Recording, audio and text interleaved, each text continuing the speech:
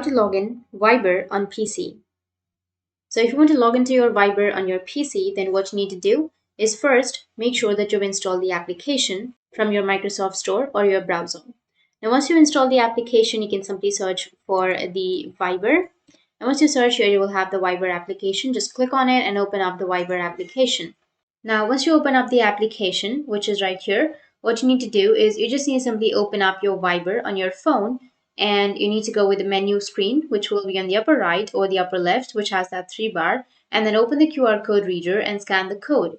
So you just need to simply scan the code, which is right here, and you will be logged into your Viber.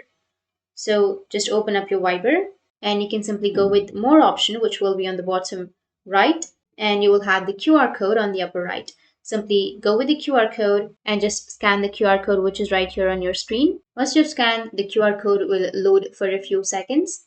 And here you can see that it has been logged in. So it was that easy to log into your Viber on your PC. And if you have any questions, feel free to comment below. Thanks for watching.